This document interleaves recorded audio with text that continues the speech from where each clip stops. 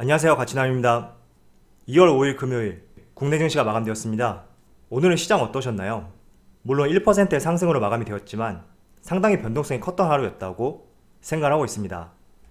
먼저 코스피 같은 경우에도 오늘 1%의 상승이 나왔는데 오늘 하루의 전고점 이 당시를 비교해서 본다면 1%의 상승과 1%의 하락, 그리고 또 1%의 상승, 1%의 하락, 다시 1%의 상승, 이렇게 마감이 되었습니다. 그래서 참 요즘 시장이 대응하기 쉽지 않을 거라고 그렇게 생각하고 있습니다. 그래도 어쨌든 긍정적으로 마무리가 되었기 때문에 우리가 이런 점에 점수를 부여해 보고요. 또 코스닥 같은 경우에는 오늘 0.3%의 상승으로 마감이 되었습니다. 이어서 삼성전자, 오늘 삼성전자도 1.2%의 오랜만에 반등이 나왔고, 또 현대차는 0.4%의 상승으로 마감이 되었습니다. 그리고 전기차 배터리 관련주 LG화학 같은 경우에는 약 3%의 상승이 나왔고, 반대로 SK이노베이션은 4%의 하락이 나왔습니다. 오늘 SDI도 좋은 흐름이 나왔거든요. 그런데 유독 SK이노베이션만 낙폭이 심했다고 생각하고 있습니다. 자, 그럼 바로 수급을 한번 살펴볼게요. 자, 오늘 코스피의 수급을 살펴보면 오랜만에 기관과 외국인의 동반 수매수가 들어왔습니다. 물론 처음부터 수매수가 들어왔던 것은 아니고요. 장 종료 약 1시간 전 그 시점부터 기관과 외국인의 매수세가 들어오기 시작했고, 이어서 코스피도 상승으로 이어질 수가 있었습니다. 이어서 코스닥은 코스피하고 달리 기관과 외국인의 순매도가 있었고 개인이 나홀로 순매수를 보여주었죠. 이어서 삼성전자, 오늘 삼성전자 오랜만에 기관과 외국인의 동반 순매수가 들어왔습니다. 물론 삼성전자의 시가총액에 비해서는 그렇게 큰 금액은 아니었다 이렇게 생각이 되지만, 지난 1월 25일 이때 이후로 동반 순매수가 들어왔다는 점에 대해서 우리가 조금은 점수를 부여할 필요가 있다고 그렇게 말씀을 드리겠습니다. 자, 이번에는 현대차.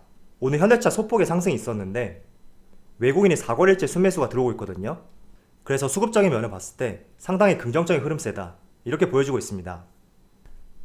그리고 기아차도 외국인이 순매수를 보여주었네요. 이어서 LG화학. 오늘 LG화학 종가 기준으로 신고가를 경신했는데 역시 외국인이 가장 좋아하는 종목 중에 하나다 저는 이렇게 생각이 되고, 오늘은 기관까지 순매수를 보여주면서 상당히 좋은 모습을 보여주었다고 생각하고 있습니다. 삼성 SDI도 마찬가지로 기관과 외국인의 동반 순매수가 들어왔네요. 마지막으로 SK이노베이션. 오늘 SK이노베이션의 흐름이 좋지 못했는데 역시 기관과 외국인의 동반 순매도가 있었습니다. 자, 그럼 바로 주체별 매매 동향에 대해서 살펴보도록 하겠습니다. 2월 5일 외국인이 가장 많이 매수한 종목은 LG화학, 삼성 SDI, SK텔레콤, 기아차, 네이버 이렇게 5종목을 순매수 상위종을 올렸습니다. 오랜만에 삼성전자가 보이네요. 그리고 LG화학하고 삼성 SDI 외국인이 나란히 두 종목을 순매수 상위종을 올렸고, 금액을 확인해도 비교적 큰 물량이라는 것을 알 수가 있습니다. 자, 이어서 기관을 살펴보면 삼성전자, KB금융, 삼성 SDI, 하나솔루션, LG화학 이렇게 5종목을 순매수 상위종을 올렸습니다. 외국인하고 마찬가지로 삼성 SDI, LG화학 동반 순매수 상위종목에 올렸습니다. 마지막으로 개인을 살펴보면 파비파마, 현대모비스, SK이노베이션, 포스코인터내셔널, 삼성전자 우선주 이렇게 5종목을 순매수 상위종을 올렸습니다. 파비파마는 오늘 신규 상장 종목이에요. 자, 먼저 특징적인 산업에 대해서 한번 말씀을 드려보겠습니다. 여기 기사 타이틀을 보면 재생에너지 전기 공급 사업, 한마디로 민간 기업들이 직접 재생에너지를 구매할 수 있고, 또 풍력, 태양광 이런 신재생 에너지에 직접적인 투자를 할 수 있는 하나의 법안이 국회 산하에 있는 산업통상자원위원회를 통과를 하였습니다. 아직 국회를 통과한 것은 아니지만 요즘에 국회 산하에 있는 위원회를 통과하게 된다면 거의 통과되는 가능성이 높기 때문에, 이 때문에 신재생 에너지, 풍력, 태양광 관련 종목들이 오늘 상당히 흐름이 좋다는 것을 알 수가 있습니다. 몇몇 종목들을 한번 살펴볼게요. 자, 지금 보시는 종목은 CS윈드고요. 풍력 대장주, 대표 종목이라고 볼 수가 있습니다. 작년 3월만 하더라도 15,000원밖에 하지 않았던 주가가 지금 172,500원까지 거의 10배 이상 상승이 나왔죠. 그리고 동국 SNC, 해당 종목도 마찬가지로 풍력 관련주고요. 오늘 현재 13% 이상의 강한 상승이 나오고 있습니다. 자, 이번에는 하나솔루션. 하나솔루션은 태양광 관련 종목이고 앞선 종목들과 마찬가지로 현재 6% 이상의 강한 상승이 나오고 있습니다. 자, 그동안 신재생 에너지 관련주, 특히 태양광과 풍력 관련주 같은 경우에는 작년 한 해 동안 큰 상승이 나왔던 그런 종목이었고, 대표적인 기대감이 작용되었던 것이 정부에서 그린 뉴딜 사업 추진과 바이든 후보자가 당선이 됨으로써 신재생 에너지의 규모의 확장이 지속적으로 이어질 것이다, 이런 기대감이 있었습니다. 그런데 최근에는 조금 쉬어갔다, 이렇게 볼 수가 있는데, 오늘 마치 민간 기업들이 재생에너지를 직접 구매하고 투자할 수 있는 법안이 마련되었고, 이런 부분이 다시 신재생 에너지에 대한 시장의 성장과 함께 기대감을 가질 수 있는 하나의 좋은 내용이었다, 이렇게 볼 수가 있습니다. 자, 그래서 오늘 많이 상승이 나왔지만 저는 앞으로도 재생에너지 다시 또 좋은 흐름이 이어질 수가 있으니까 좋은 재료가 나온 만큼 한번 관심을 가져보셨으면 좋겠습니다. 자, 오늘 전기차 배터리 3사, LG화학, SK이노베이션, 삼성 SDI, 이렇게 3개의 기업 중에 오늘 특히 SK이노베이션의 주가가 상당히 좋지가 않습니다. 지금 장 종료 약 1시간 전인데 SK이노베이션의 주가가 약 4.5%의 하락세를 보여주고 있는데, 특별히 오늘 악재가 나왔다, 이렇게 볼 수 있는 부분은 없거든요. 저는 LG화학과 SK이노베이션의 배터리 소송 결과, 여기에 대한 우려감이 작용되고 있지 않을까, 이렇게 생각하고 있습니다. 일단 소송 결과 같은 경우에는 설날 전인 2월 10일 날 발표가 나옵니다.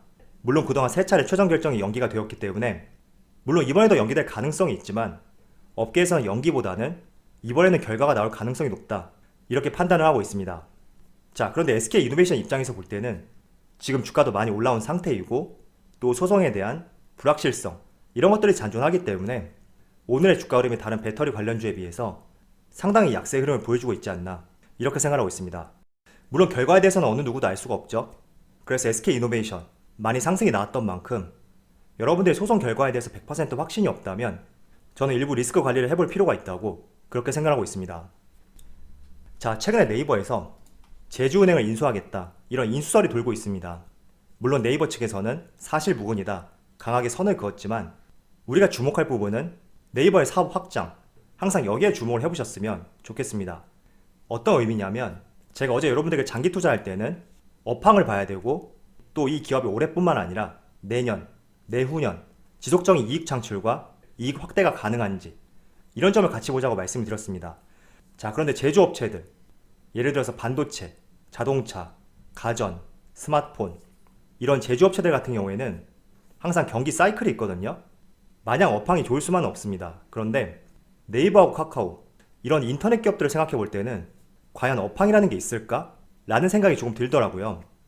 왜냐하면 이 두 기업의 가장 큰 무기가 플랫폼을 기반으로 해서 끊임없는 신사업 진출이거든요. 그렇다 보니 조금은 제조업체들하고 다른 시각으로 바라볼 필요가 있다고 저는 생각을 하고 있고요. 또 네이버에서는 제주은행 인수설에 대해서 사실무근이라고 발표를 했지만 제 개인적인 생각으로는 전혀 헛소리는 아닌 것 같다, 이런 생각을 하고 있습니다. 왜냐하면 카카오 같은 경우에는 인터넷 은행 쪽으로 이미 진출을 시작했단 말이에요. 대표적으로 카카오뱅크, 카카오뱅크는 올해 안에 상장이 되는데 이런 점들을 봤을 때 네이버 측에서도 충분히 은행 쪽으로 진출할 수 있지 않나, 이런 생각을 하고 있고, 이렇게 사업 다각화를 할 수 있는 모멘텀이 많은 기업이기 때문에 다른 제조업들과 달리 업황, 경기 사이클에 대한 우려가 조금은 적을 수 있다고 그렇게 생각하고 있습니다. 그래서 네이버와 카카오, 이런 기업들도 장기 투자하기 좋은 기업이죠. 이런 점도 한번 생각을 해보시면서 장기 투자하는 종목들을 한번 선별해 보셨으면 좋겠습니다. 자, 최근에 지수의 변동성이 상당히 심해졌고 또 하루에 1% 이상의 등락폭이 빈번하게 발생이 되고 있습니다. 그래서 어느 한 포지션의 방향성을 잡기가 상당히 어려운 시점이다, 이렇게 생각하고 있는데, 지금 나스닥 지수를 한번 살펴볼게요. 차트를 보면 어제 신고가를 경신했죠. 이어서 S&P 500, S&P 500도 나스닥과 마찬가지로 지금 신고가를 경신했습니다.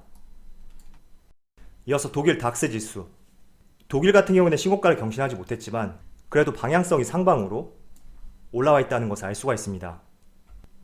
그리고 일본 니케이도 마찬가지로 신고가를 경신하지 못했지만 오늘 1% 이상의 강한 상승과 함께 또 방향성이 신고가 쪽으로 돌아서 있는 모습을 볼 수가 있습니다. 자, 그래서 미국 나스닥, 그리고 S&P 500, 독일, 일본 모두 지수가 다시 상방 쪽으로 방향성을 보이고 있는데, 이런 흐름이 다시 꺾이지 않는지 한번 여러분들도 직접 지켜보시면서 다음 주에 국내 시장을 대응할 때 하나의 참조사항이 되었으면 좋겠습니다. 참조로 해외 증시 같은 경우에는 네이버에 검색하면 확인할 수 있고 나스닥 지수, 유럽 지수 이렇게 검색을 하면 편하게 볼 수가 있으니까 한번 참조를 해보시고요. 또 어플로도 확인이 가능합니다. 인베스팅의 어플을 설치하면 종합주가지수뿐만 아니라 원자재 가격, 그리고 채권 가격 이런 것들을 한 번에 다 알 수 있으니까 종합적인 상황에 대해서 한번 참조를 해보셨으면 좋겠습니다. 자, 지금 국내 시장의 상승에 대한 모멘텀이 조금은 부족하다 이렇게 생각이 되지만 그렇다고 해서 다시 하락으로 연결될 수 있는 그런 특별한 재료도 존재하고 있지 않다고 생각하고 있습니다. 그래서 나스닥이 신고가를 경신한 만큼 조금 더 좋은 흐름을 보여주고 또 유럽 증시까지 같이 좋은 흐름을 보여준다면 아시아 시장도 따라갈 수가 있으니까 항상 유럽과 미국 시장 한번 체크를 해보시면서 언제나 대응을 해보셨으면 좋겠습니다. 그럼 오늘 영상에서 마치도록 하고요.